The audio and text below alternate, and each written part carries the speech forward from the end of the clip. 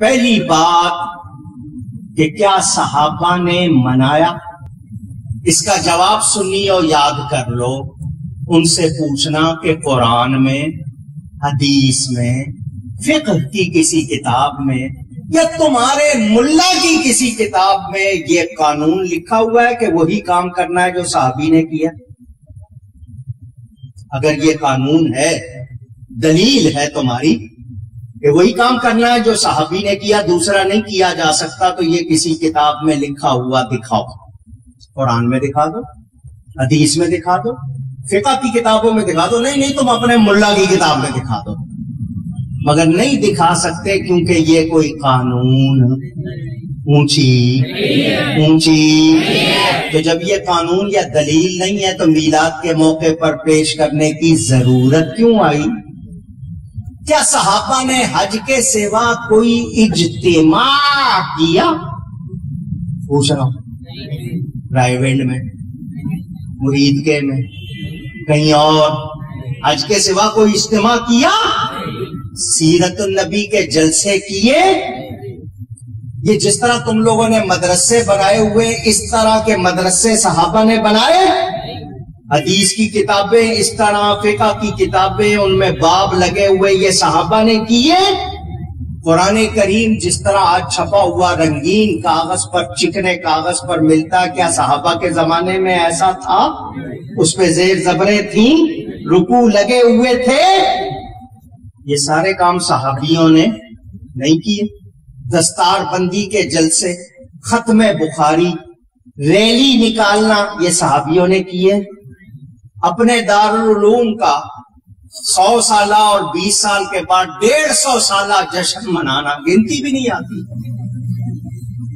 1980 میں 100 سالہ اور 20 سال کے بعد 150 سالہ جس وقت بنایا تھا، میں نے فوراً ان کا گھیراؤ کیا، فوراً میں نے حقائق نامہ دارالعلوم دیوبند لکھا، فوراً پیش کیا۔ اس کے اگلے سال لکھا ہوا 135 سالہ، کچھ پہلے 150 منا چکے ہو، نیچے آئے ہو یا؟ اچھا، مجھے بہت خوشی ہوئی جب انہوں نے 100 سالہ جشن منایا، تو مجھے بہت خوشی ہوئی۔ لوگ کہنے لگے کیوں خوش ہو رہا ہے؟ میں نے کہا 2 وجہ ہے۔ ایک تو یہ کہ انہوں نے جشن منایا، پتہ چلا جشن منانا جائز ہے، اگر ناجائز ہوتا تو یہ مناتے نہیں۔ فرق یہ ہے کہ یہ اپنے مدرسے کا جشن منا رہے ہیں، ہم نبی کا جشن منا رہے ہیں۔ ایک بات۔ دوسری بات خوشی کی یہ کہ انہوں نے اپنی عمر بتا دی کہ 100 سال ہے، اس سے پہلے یہ لوگ نہیں تھے۔ ہم تو 1400 سال سے چلے آ رہے ہیں۔ ہمارے، آپ کہو گے جلوس، صحابہ نے نکالا، مسلم شریف کی حدیث موجود ہے۔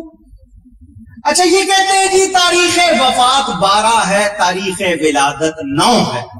میں نے کہا منظور، آؤ تم ہمیں فتویٰ لکھ کے دے دو کہ 9 تاریخ کو منایا کرو، یا یہ فتویٰ لکھ کے دے دو کہ 9 تاریخ کو منائیں گے تو اس کو ناجائز نہیں کہیں گے۔ اچھا چلو، تمہارے نزدیک 9 تاریخ ہے، تم 9 کو منانا شروع کر دو۔ تاریخ کا جھگڑا ڈال کے ہمیں روک سکتے؟ اجی وفات کی تاریخ 12، میں نے کہا تمہارے بڑوں نے لکھا ہے 12 نہیں ہے، تمہارے بڑوں نے لکھا ہے 12۔ میری کتاب اسلام کی پہلی عید موجود ہے، وہ پڑھ لینا۔ تھانوی نے اپنی 3 کتابوں میں یا 4 کتابوں میں لکھا ہے کہ وفات کی تاریخ 12۔ نشر الطیب میں لکھا، فتاوی امدادیہ میں لکھا، حفاظات یومیہ میں لکھا، ابوالکلام آزاد نے لکھا، شبلی نعمانی نے سیرت النبی میں 3 صفحے جدول بنائی، ثابت کیا کہ 12 تاریخ وفات کی۔ پہلے اپنے گھر میں طے کر لو، ہم سے بعد میں لڑنا۔ زندہ باد۔ کہتے ہیں جو وفات کی تاریخ ہے، تم نبی کا جشن مناتے ہو وفات کے موقع پر، کیا تمہیں وفات کی خوشی ہے؟ میں نے کہا ایسا جواب دوں گا دانت کھٹے ہو جائیں گے۔ کیا جواب ہے؟ وفات کا جشن وہ منائیں جس کے مر گئے، میرا نبی تو زندہ ہے۔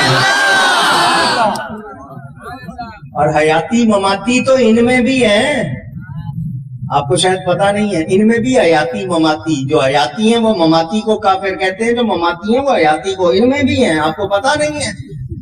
ہاں یہ بڑا مسئلہ ہے. ہم بھید جانتے نا اسی لیے ہمارے پاس آتے سنی کو پکڑتے سیدھے سادے سنی کو.